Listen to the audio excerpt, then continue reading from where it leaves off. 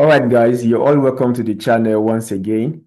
I got a lot of messages yesterday telling me to make more videos on the Nnpc aptitude test. All right, that is exactly what I'm doing right now. So we are putting in so much energy to get this video across to you. And kindly appreciate us by liking this video, subscribing to this channel, and also share this video to other learners. Okay. And if you feel that is not enough way to appreciate us, fine. You can reach me on my WhatsApp contact, and that will be really appreciated as well. All right, now without taking so much time, let us go right into this video. Now, in this particular video, we're going to solve five questions, and I'll try as much as I can to keep posting video for you guys every day before your test day. So keep your notification open so that you don't miss any video I'm posting on the Nnpc aptitude test. All right, now let's get started. Question 1. It says a monk has a very specific ritual for climbing up the steps to the temple. First, he climbs up to the middle step and meditates for 1 minute. Of course, monks, they like meditating. Then he climbs up 8 steps and faces east until he hears a bird singing. Interesting. Then he walks down 12 steps and picks up a pebble. He takes 1 step up and tosses the pebble over his left shoulder. Now he walks up the remaining steps 3 at a time, which only takes him 9 paces. How many steps are there? Now, let me tell you that this whole problem we just finished reading will only take you 2 seconds to get the answer if you pay attention. Just 2 seconds. I'm not going to stress you with so much math because this problem do not want you to do so much math. Now, let me show you how to get the answer in 2 seconds. All right. The first thing I would like to do is to draw some pictures for you. Let me draw this picture for you. Okay, very fine picture. Now let's name the steps. Let's number the steps. This is step 1, step 2, step 3, step 4, and step 5, right? Okay, and let me draw another picture again for you. Another picture. Okay, I think it's enough. Let's number the steps. This is step 1, step 2, step 3, step 4, step 5, and step 6. This is okay, enough. Now, let's go to the first picture or the first diagram. You can see that this diagram has 5 steps. And since it has 5 steps, the 5 here represents the number of steps, and 5 here is an odd number, right? Yeah. And look at these other steps. I'm sure you know that 6 is even. So the number of steps in the second diagram is even. Now, let's start with the second diagram. If you look at the second diagram, can you picture the middle step in the second diagram? I know you want to tell me 3. Is 3 really the middle step? Of course not. We have 2 steps before 3 and we have 3 steps after 3. So that means 3 is not perfectly in the middle. And 4 also is not in the middle. So that means this one has 2 steps in the middle. Take note of that. Let's go to the second one. This diagram here, what is the middle step here? It's very clear that 3 is the middle step. And what do you observe? When we have odd number of steps, we can actually find a middle step. But when we have even number of steps, we cannot find a middle step. In fact, we have 2 middle steps. And if you look at this problem here, they didn't highlight that there are kind of 2 middle steps here. It wasn't so.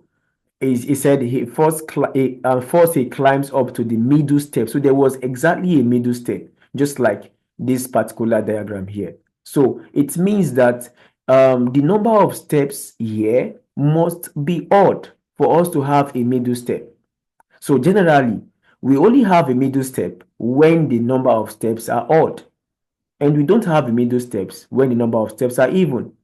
And now that helps us get the answer real quick. Now the question is asking how many steps are there.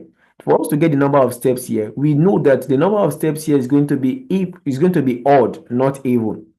I mean, you get what I'm trying to say. The number of steps here is going to be odd and not even. For us to get the middle steps, the number of steps is going to be odd. And let's see the options. Which of them is odd? 120 is not odd. 200 is not odd. 60 is not odd. 18 is not odd. The only odd number here is 49. And that's the correct answer. So that is exactly what this question is wanting you to do. Just note that when the number of steps are odd, you get a middle step, but when it is even, no middle step. And that is what they want you to know. All right. All right. If you're liking this video, please do what I asked you to do, and let's move to the next question. All right, question 2. This one is saying that, let me write it down here. This is question 2.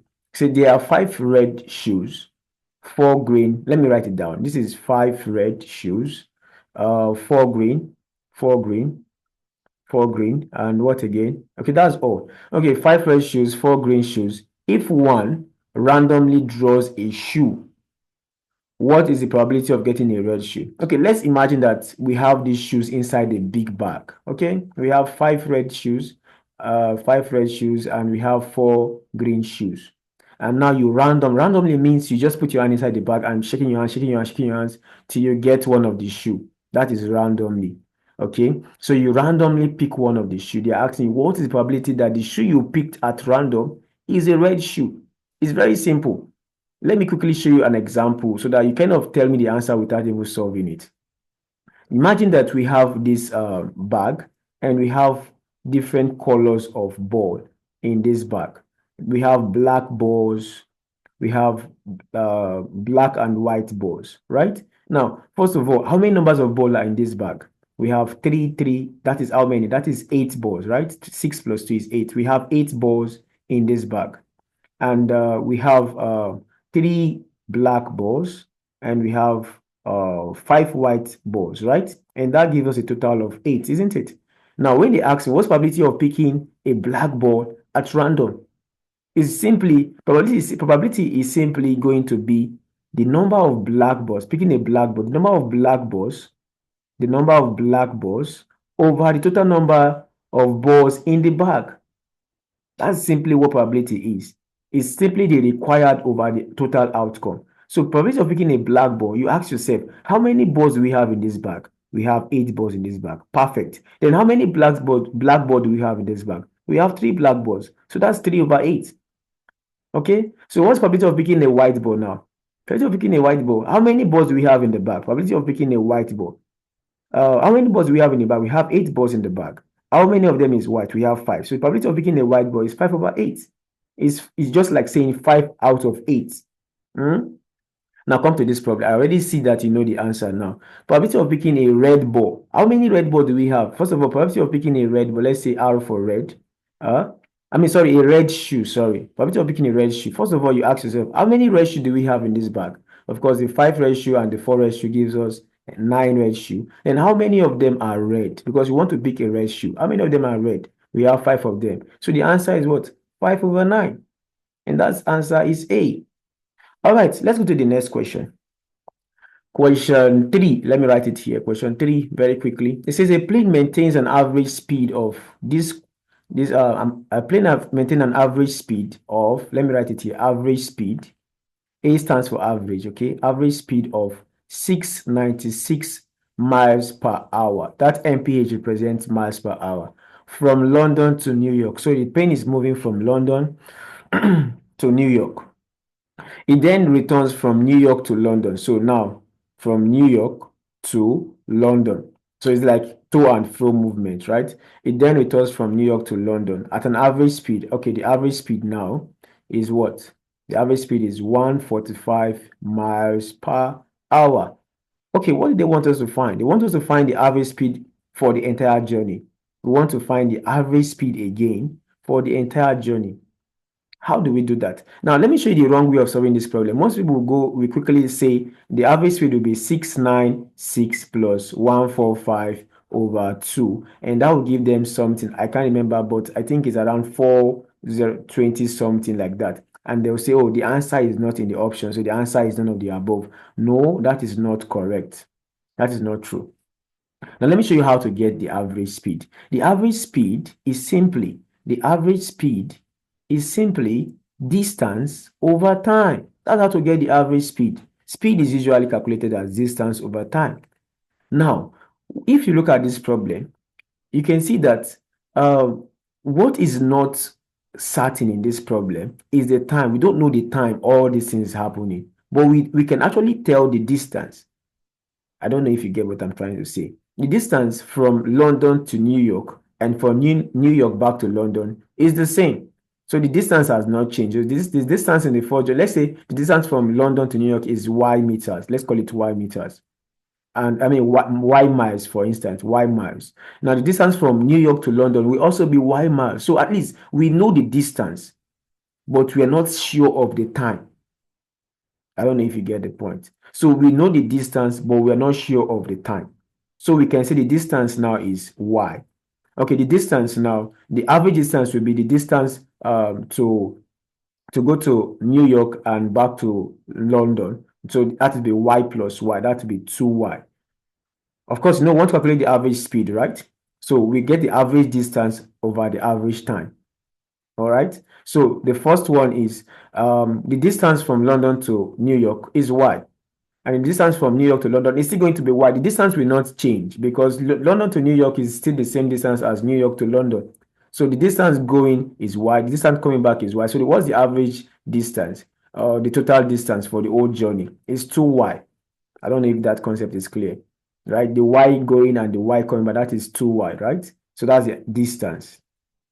Now, what's the time taking? That is what we don't know. But let's quickly get the time taking somewhere and come back and plug it here, right here, and get the final average speed.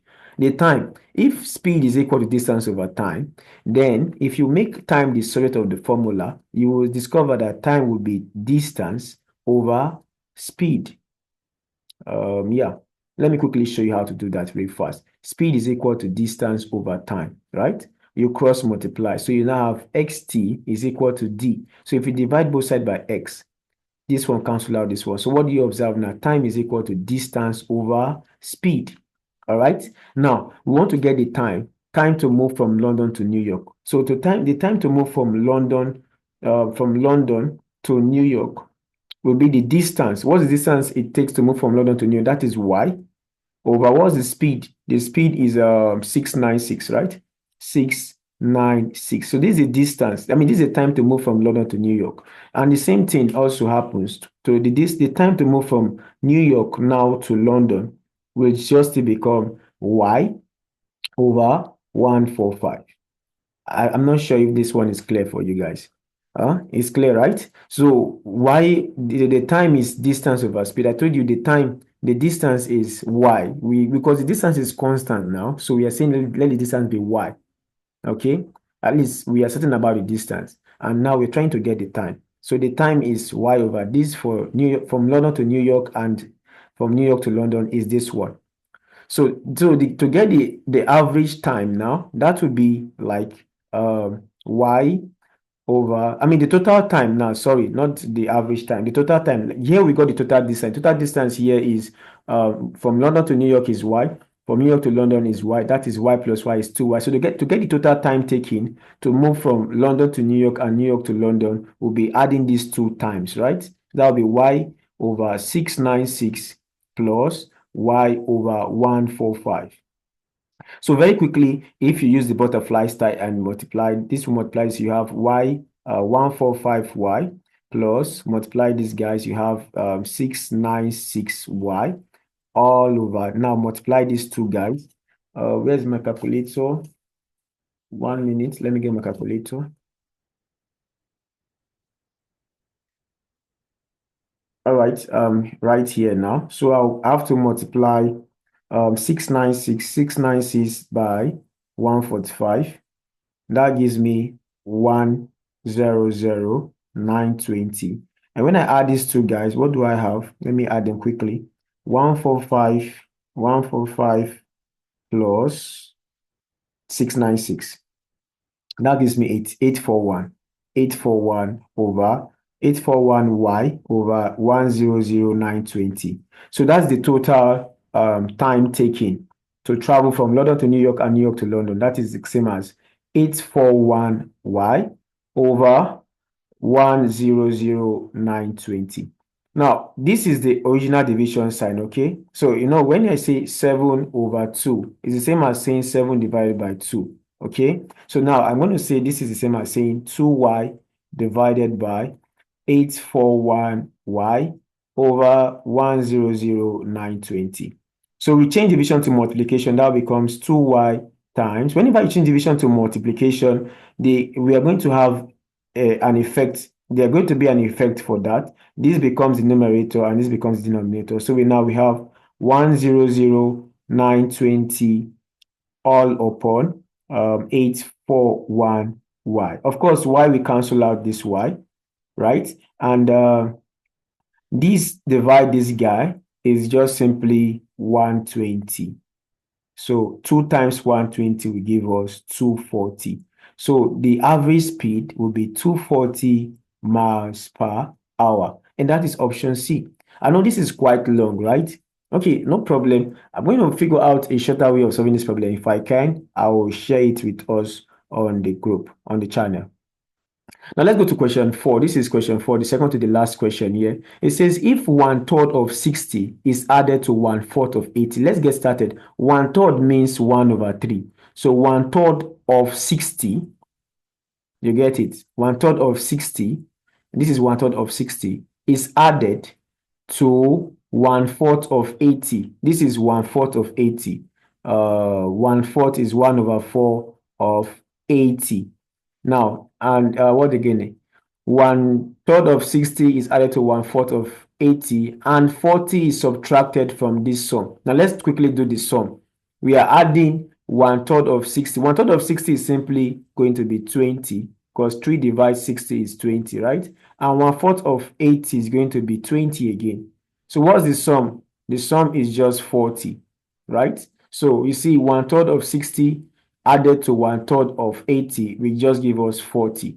And now they said 40 is subtracted from this sum. So when you move 40 from 40, what do we have? 40 from 40 is just going to be 0. So the answer is 0. What is the remainder? The remainder should be 0. That is option A. I'm sure you get this one, right? At least you know 1/3 is 1/3 and 1/4 is 1/4. So 1/3 of 60 is 1/3 times 60, and that is 20. 1/4 of 80 is 1/4 of 80, that is 20. They said this sum, this guy is added to this other guy, that is 20 plus 20, that got 40. And now they said 40 is subtracted from the sum. So remove 40 from this sum, that is remaining 0. Now let's go to the last question for this particular one. It says, what is the sum of half of 2 plus 2? What is the sum of half of 2 plus 2? Of course, this should be what is the sum of half of 2 and 2? Because when you are summing something, you're summing something and the other one. But let's just assume that you are correct with this grammar here. So what is the sum of half? Half of 2, like half is like 1/2 of 2. Half of 2 plus 2. So that is what they want us to find. The sum of half of 2 plus 2. So this is half of 2 plus 2. So half of 2 is just going to be 1. And 1 plus 2 is going to be 3. And that tells us the answer is going to be B. All right, guys, we've come to the end of the first or the second series of the Nnpc Aptitude test. Keep your notification open so that when I upload more videos, you'll be notified. Thank you very much, and I wish you all the best in your journey to this test. Bye-bye for now.